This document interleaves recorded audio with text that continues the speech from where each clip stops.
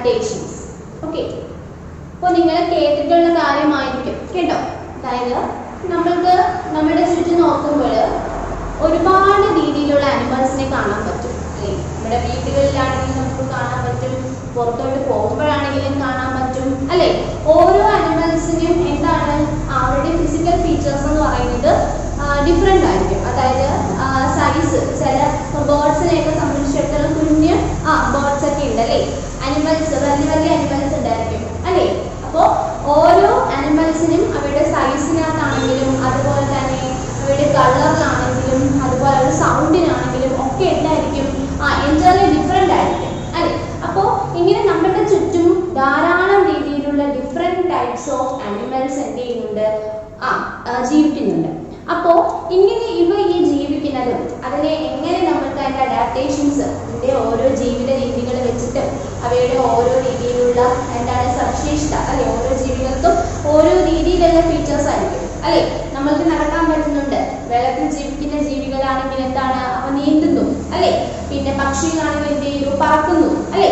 അപ്പോൾ ഓരോന്നിനും ഓരോ രീതിയിലുള്ള എന്താണ് ക്യാരക്ടേഴ്സ് ആയിരിക്കും ഉണ്ടായിരിക്കില്ല. അപ്പോൾ അതൊക്കെ എങ്ങനെയാണ് എന്നുള്ളതാണ് ടീച്ചർ ഇവിടെ പഠിപ്പിക്കാൻ പോകുന്നത്. സിമ്പിൾ ടോപ്പിക്കാണ്, വലിയ കാര്യമൊന്നുമില്ല. നിങ്ങൾ ജസ്റ്റ് ഒന്ന് കേട്ടിരുന്നാൽ തന്നെ നിങ്ങൾക്ക് മനസ്സിലാവും. കഴിഞ്ഞ വർഷങ്ങൾ നിങ്ങൾ പഠിച്ചിട്ടുണ്ടായിരിക്കും, ഇനി നിങ്ങൾ എന്ത് ചെയ്യും, പഠിക്കും. അപ്പോൾ അങ്ങനെയുള്ളവർക്കൊക്കെ ടീച്ചർ പഠിപ്പിക്കുന്നത് കേട്ടിരിക്കുകയാണെങ്കിൽ, പുതുതായിട്ട് പഠിക്കാൻ പോകുന്നതിനെ സംബന്ധിച്ചിടത്തോളം ടീച്ചറുടെ ക്ലാസ് നന്നായി ശ്രദ്ധിച്ചിരിക്കുകയാണെങ്കിൽ നന്നായിട്ട് മനസ്സിലാവും കേട്ടോ. നോക്കിക്കേ, ഫസ്റ്റ് പറയുന്നത് ഹാബിറ്റാറ്റ് ആണ്. എന്താണ് habitat? The place where an animal lives is its habitat. അല്ലെ, ഒരു ജീവി ജീവിക്കുന്ന ചുറ്റുപാട് അല്ലെ, ഒരു ജീവി എവിടെയാണോ ജീവിക്കുന്നത് അതിനെയാണ് അതിന്റെ ഹാബിറ്റാറ്റ് എന്ന് പറയുന്നത് അല്ലെ. ഇപ്പോൾ നമ്മളാണെങ്കിൽ എന്ത് ചെയ്യുന്നു, ഇവിടെ നമ്മുടെ വീട്ടിലൊക്കെ ജീവിക്കും. അപ്പോൾ നമ്മുടെ ഹാബിറ്റാറ്റ് എന്ന് പറഞ്ഞപ്പോൾ എന്താണ്, നമ്മുടെ വീടും പരിസരവും ഒക്കെയാണ് അല്ലെ. ഇപ്പോൾ ഒരു കിളി അല്ലെ, ഒരു പക്ഷി എന്ത് ചെയ്യുന്നു, മരത്തിൽ ജീവിക്കുന്നു. അപ്പോൾ അവയുടെ ഹാബിറ്റാറ്റ് എന്ന് പറഞ്ഞാൽ മരവും മറ്റു കാര്യങ്ങളുമാണ്. അപ്പോൾ ഒരു ജീവി എവിടെയാണോ ജീവിക്കുന്നത്, the place where an animal lives is its habitat. ഒരു ജീവി എവിടെയാണോ ജീവിക്കുന്നത് അതിനെയാണ് അതിന്റെ ഹാബിറ്റാറ്റ് എന്ന് പറയുന്നത്. അത് ഇവിടെ എഴുതിയിട്ടുണ്ട്, the place where an animal lives is its habitat. കണ്ടോ, the place where an animal lives is its habitat. ഒരു ജീവി ജീവിക്കുന്ന ചുറ്റുപാടിനെയാണ് അതിന്റെ ഹാബിറ്റാറ്റ് എന്ന് പറയുന്നത്. ഓക്കെ, ഇനി നമ്മൾ പറയാൻ പോകുന്നത് on the basis of their habitat the animals can be divided into 5 main groups. അതായത് നമ്മുടെ ഈ ഹാബിറ്റാറ്റ്, നമ്മൾ പറഞ്ഞു ഒരു ജീവി ജീവിക്കുന്ന അതിന്റെ ചുറ്റുപാട്, അതിനെയാണ് അതിന്റെ ഹാബിറ്റാറ്റ് എന്ന് പറഞ്ഞു.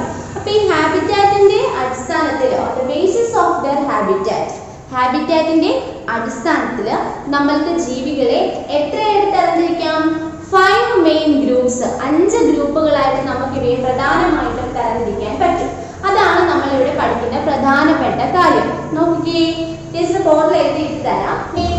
ഒന്നാമത്തെ ടീച്ചർ ഇവിടെ എഴുതിയിരിക്കുന്നത് animals living on land are called terrestrial animals. അതായത് ജീവികള് കരയിലാണ് ജീവിക്കുന്നതെങ്കിൽ, ലാൻഡ് എന്ന് പറഞ്ഞാൽ കര അല്ലെ. അതായത് നമുക്ക് പറയാൻ പറ്റും നമ്മൾ ടെറസ്ട്രിയൽ ആയിട്ടല്ല ജീവിക്കുന്നവരാണ്. കാരണം എന്താ വെച്ചാൽ നമ്മൾ എന്താണ്, നമ്മൾ കരഭാഗത്താണ് ജീവിക്കുന്നത്. നമ്മൾ വെള്ളത്തിലൊന്നും അല്ലാതെ നമ്മൾ കരപ്രദേശത്താണ് ജീവിക്കുന്നത് അല്ലെ.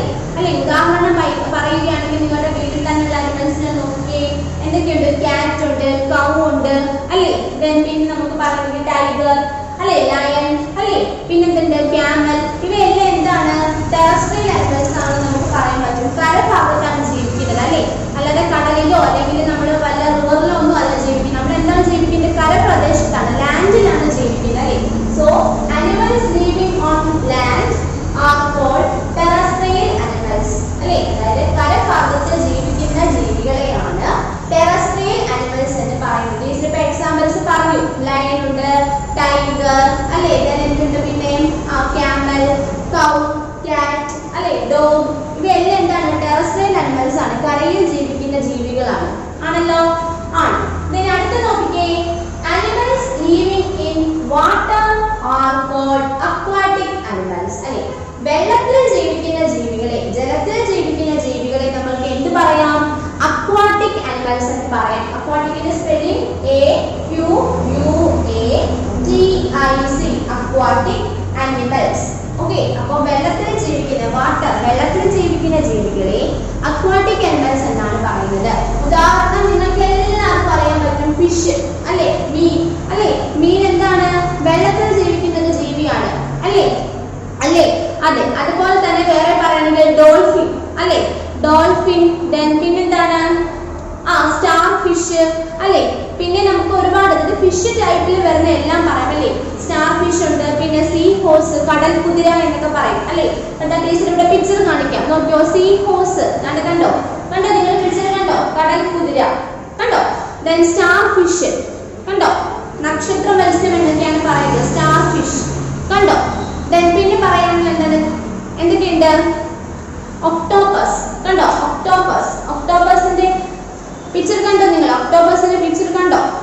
ഓക്കെ, അപ്പോ ഇവയെല്ലാം എന്താണ്? അക്വാട്ടിക് ആനിമൽസ് ആണ്, വെള്ളത്തിൽ ജീവിക്കുന്ന ജീവികളാണ് അല്ലെ. അപ്പോ രണ്ട് തരത്തിലുള്ള ആനിമൽസിനെ നമ്മൾ ഇവിടെ ഇപ്പോൾ പരിചയപ്പെട്ടു.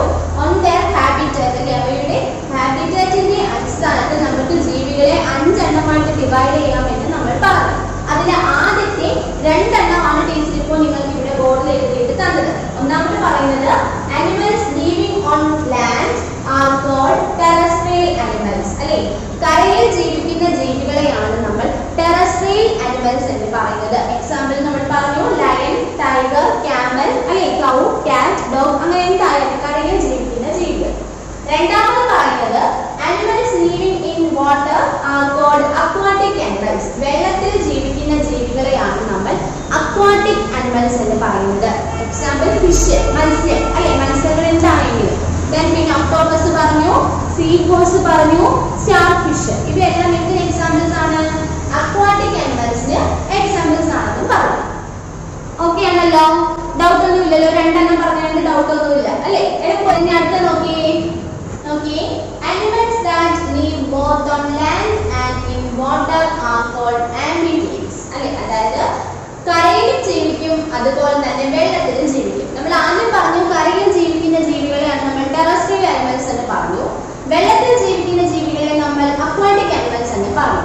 ഇനി പറയുന്നത് വെള്ളത്തിൽ ജീവിക്കും കരയിലും ജീവിക്കും അല്ലെ. അതായത് രണ്ടിടത്തും ജീവിക്കാനുള്ള കഴിവ് ആർക്കുണ്ട്? ഈ പറയുന്ന ആംഫിബിയൻസിന് ഉണ്ട്. അതിന് എക്സാമ്പിൾ നിങ്ങൾക്ക് പറയുമ്പോൾ പെട്ടെന്ന് അറിയാൻ പറ്റും. ഫ്രോഗ്, തവള അല്ലെ. വെള്ളത്തിലും ജീവിക്കും അതുപോലെ തന്നെ കരയിലും ജീവിക്കും. നമ്മളുടെ വീട്ടിലൊക്കെ രാത്രിയൊക്കെ ആവുമ്പോൾ നമുക്ക് കാണാനൊക്കെ പറ്റും. അപ്പോൾ വെള്ളത്തിലും ജീവിക്കാൻ പറ്റും, കരയിലും ജീവിക്കാൻ പറ്റും.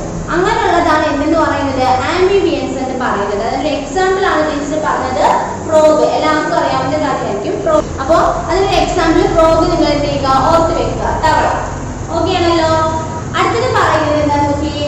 Animals that live in trees are called arboreal animals. മരത്തിൽ ജീവിക്കുന്ന ജീവികളെയാണ് arboreal animals എന്ന് പറയുന്നത്. വെള്ളത്തിൽ ജീവിക്കുന്നത് പറഞ്ഞു, കരയിൽ ജീവിക്കുന്നത് പറഞ്ഞു, ഇനി കരയിലും വെള്ളത്തിലും ജീവിക്കുന്ന ജീവികളെ പറ്റി പറഞ്ഞു. പിന്നെ പറഞ്ഞത് മരത്തിൽ ജീവിക്കുന്ന ജീവികൾ അല്ലെ, ട്രീ അല്ലെ. Animals that live in trees are called arboreal animals. അതിനൊരു എക്സാമ്പിൾ നിങ്ങൾക്ക് പെട്ടെന്ന് മനസ്സിലാവും. മങ്കി അല്ലെ, കുരങ്ങന്മാര് കണ്ടിട്ടില്ലേ? മരത്തിലായിരിക്കും എപ്പോഴും എന്തായിരിക്കും? മരത്തിലായിരിക്കും ജീവിക്കുന്നത് അല്ലെ. അപ്പോൾ മരത്തിൽ തന്നെ ജീവിക്കുന്നു, മരത്തിൽ തന്നെ ഇലയും സ്റ്റമ്പും ഒക്കെ ചെയ്യുന്നു, നിന്ന് ഭക്ഷണമായിട്ടൊക്കെ ഉപയോഗിക്കുന്നത്. അപ്പൊ മരത്തിൽ ജീവിക്കുന്ന ജീവികളെയാണ് നമ്മൾ എന്തെന്ന് പറയുന്നത്? അർബോറിയൽ ആനിമൽസ് എന്ന് പറയുന്നത്. എക്സാമ്പിൾ നിങ്ങൾക്ക് പെട്ടെന്ന് ഓർത്ത് വെക്കാം, മങ്കി, കുരങ്ങൻ അല്ലെ. പിന്നെ പറയുകയാണെങ്കിൽ ട്രീ ലിസാർഡ് അല്ലെ. നമ്മുടെ മരത്തിലൊക്കെ ഉള്ളത് ട്രീ ലിസാർഡ്സ്. ടീച്ചർ ഇവിടെ പിക്ചർ കാണിച്ചിട്ടുണ്ട്, നിങ്ങൾക്ക് അറിയുമെന്ന് അറിഞ്ഞൂടെ, കേട്ടിട്ടുണ്ടോ?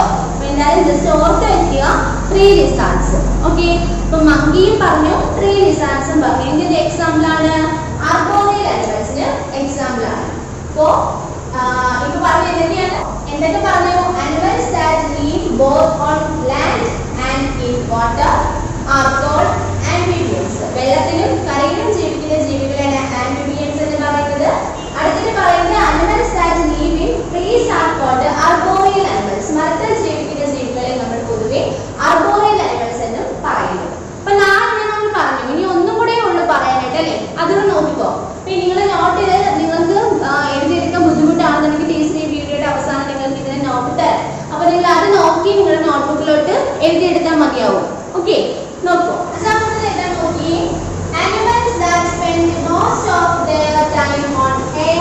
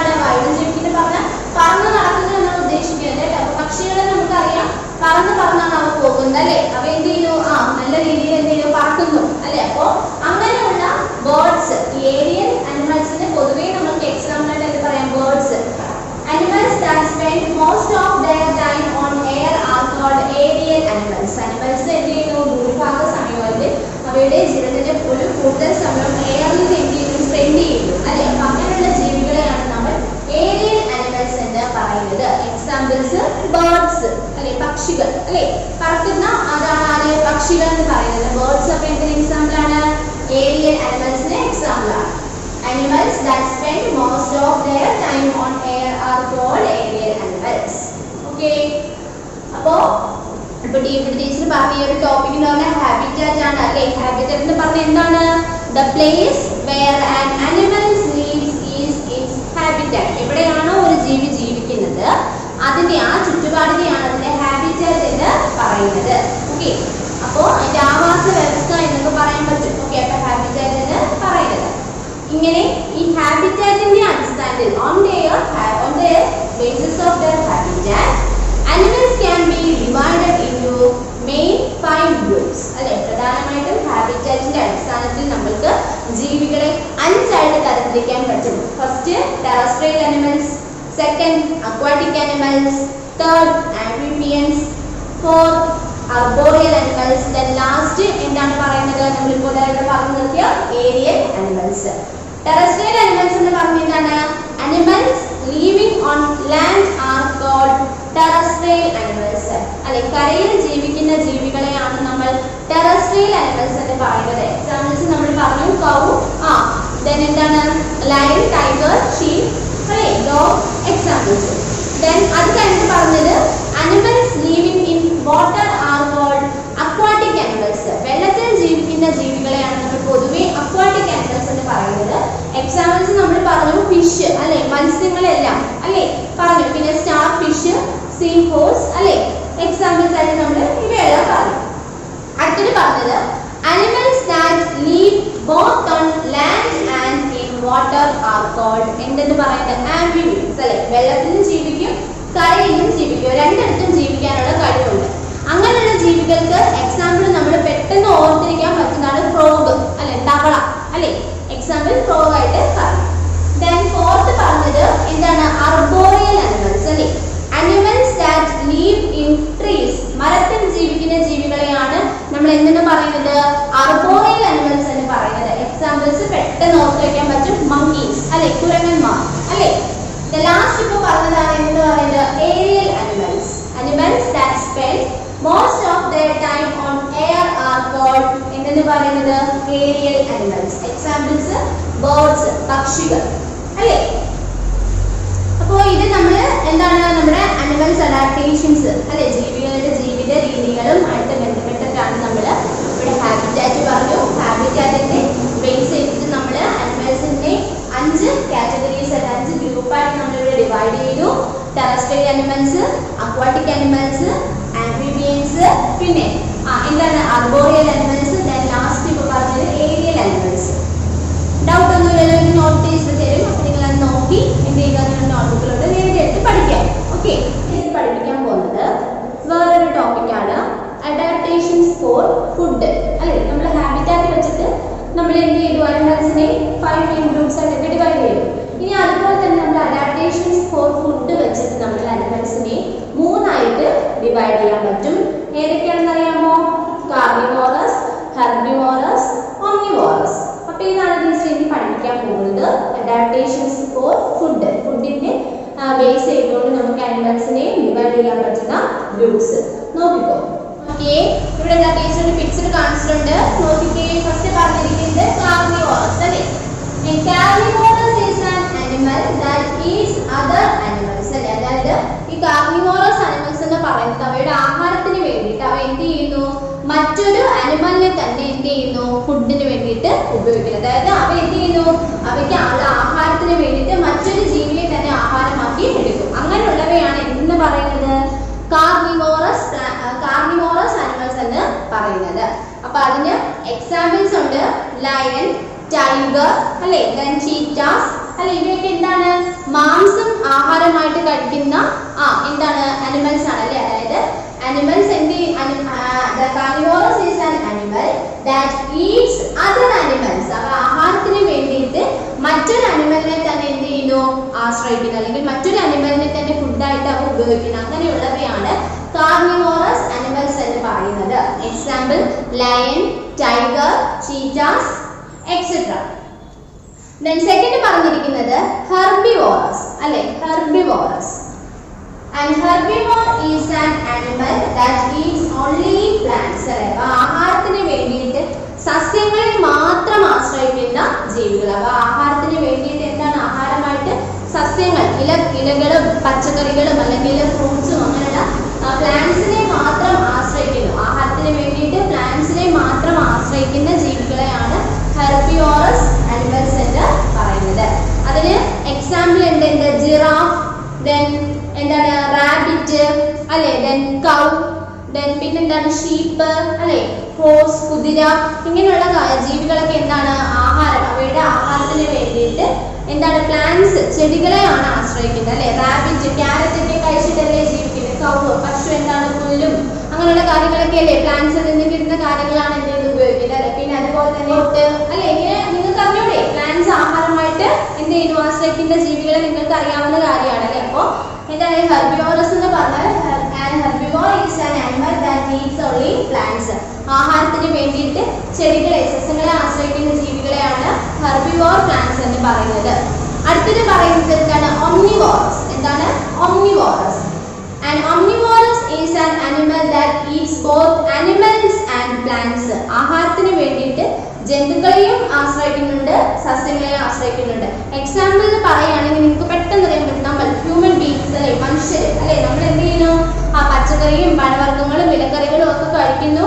അതുപോലെ തന്നെ നമ്മൾ മീറ്റ് മാംസാഹാരങ്ങളും കഴിക്കുന്നു. മത്സ്യവും ചിക്കനും ബീഫും ഒക്കെ നമ്മൾ എന്ത് ചെയ്യുന്നുണ്ട് കഴിക്കുന്നുണ്ട് അല്ലെ. അതായത് നമ്മുടെ ആഹാരത്തിന് വേണ്ടിയിട്ട് നമ്മൾ ജന്തുക്കളെയും അല്ലെ ആനിമൽസിനെയും ആശ്രയിക്കുന്നുണ്ട്, അതുപോലെ പ്ലാന്റ്സിനെയും ആശ്രയിക്കുന്നുണ്ട്. അപ്പൊ അങ്ങനെ രണ്ട് രീതിയിലും ഫുഡിന് വേണ്ടിയിട്ട് നമ്മൾ എന്ത് ചെയ്യുന്നുണ്ട് ആനിമൽസും പ്ലാന്റ്സിനും ഒക്കെ നമ്മൾ എന്ത് ചെയ്യും ഉപയോഗിക്കും. അപ്പൊ അങ്ങനെയുള്ള ജീവികളെയാണ് നമ്മൾ എന്തെന്ന് പറയുന്നത് omnivorous animals എന്ന് പറയുന്നത്. അപ്പോ ഫസ്റ്റ് പറഞ്ഞത് carnivorous, second herbivorous, last omnivorous. Okay, first ഒന്നുകൂടെ പറയാം. വോറസ് എന്ന് പറഞ്ഞാൽ carnivorous is an animal that eats other animals. അവയുടെ ആഹാരത്തിന് വേണ്ടി അവ മറ്റൊരു ജീവിയെ തന്നെ ആശ്രയിക്കുന്നു. അങ്ങനെയാണെങ്കിൽ അതിനെയാണ് നമ്മൾ എന്തെന്ന് പറയുന്നത് കാർണിവോറസ് എന്ന് പറയുന്നത്.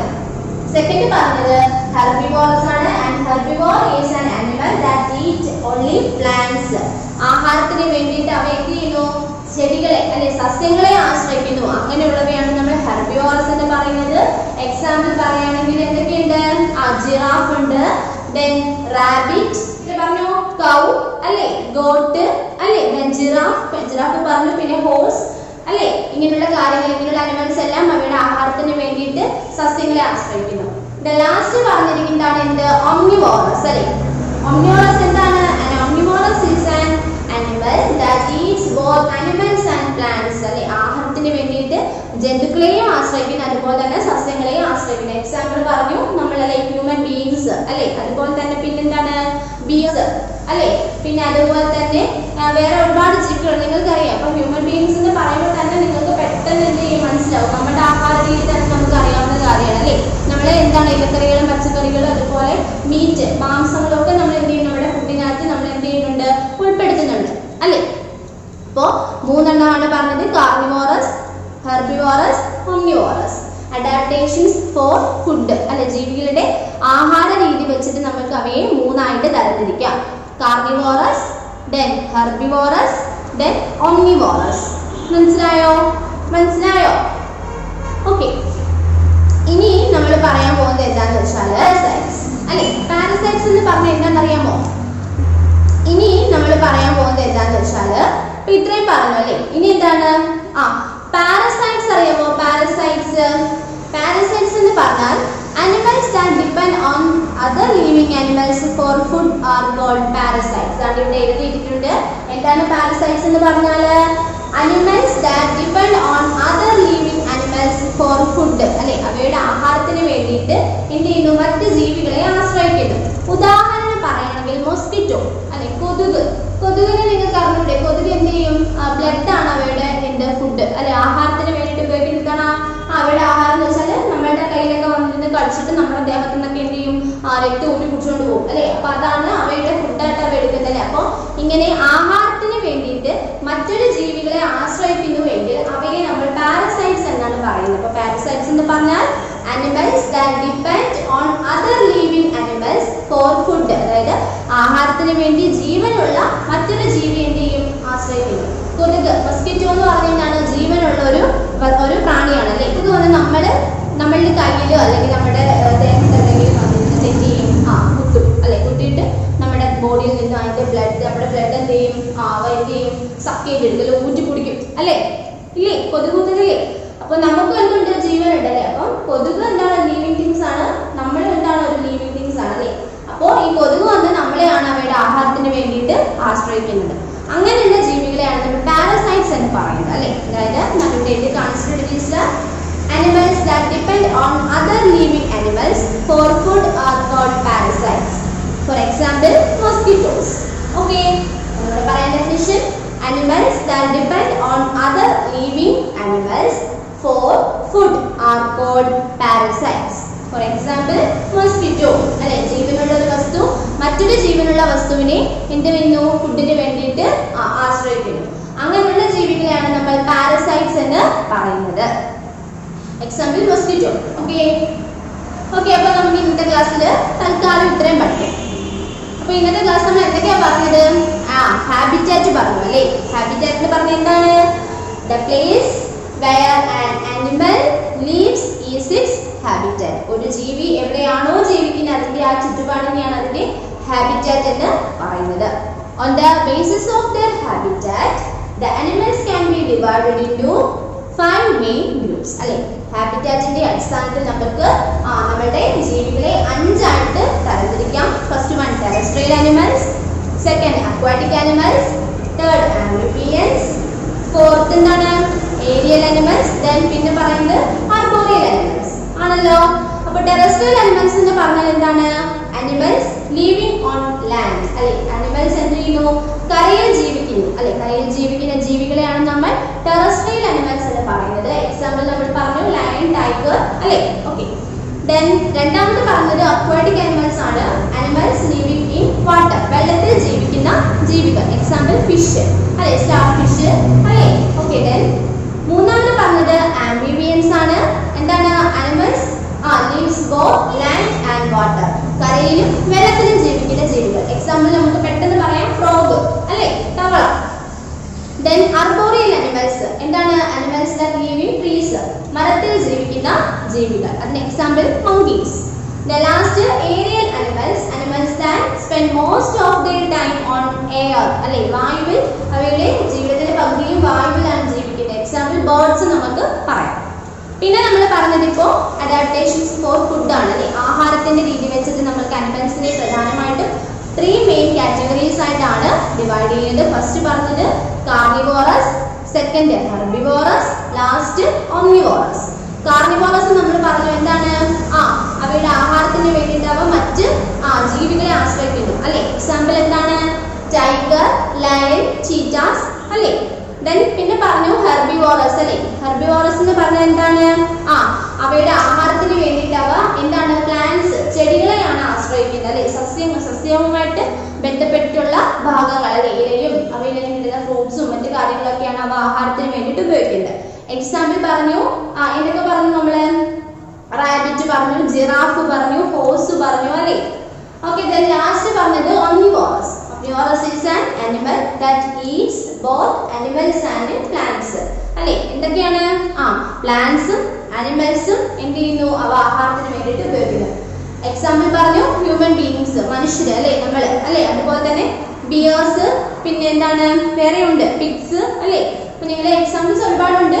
അപ്പൊ നമ്മുടെ ഈ ഒരു ക്ലാസ് അടക്കമുള്ള ടീച്ചർ കുറച്ച് എക്സാമ്പിൾസ് വെച്ച് നിങ്ങൾക്ക് പഠിപ്പിച്ചു തരുന്നത് അല്ലെ. ദെൻ പിന്നെ ലാസ്റ്റ് പറഞ്ഞത് പാരസൈറ്റ്സ് ആണ് അല്ലെ. പാരസൈറ്റ്സിന്റെ ഒരു എക്സാമ്പിൾ ടീച്ചർ ആദ്യം പറഞ്ഞു മസ്കിറ്റോസ്, കൊതുകുകൾ അല്ലെ. Animals that depend on other living animals for food are called parasites അല്ലെ. ജീവനുള്ള ഒരു ജീവി മറ്റൊരു ജീവനുള്ള ജീവിയെ ആഹാരത്തിന് വേണ്ടിയിട്ട് ആശ്രയിക്കുന്നു. അങ്ങനെയുള്ളവയെ പാരസൈറ്റ്സ് എന്ന് പറയുന്നു. എക്സാമ്പിൾ മസ്കിറ്റോസ്, കൊതുകുകൾ.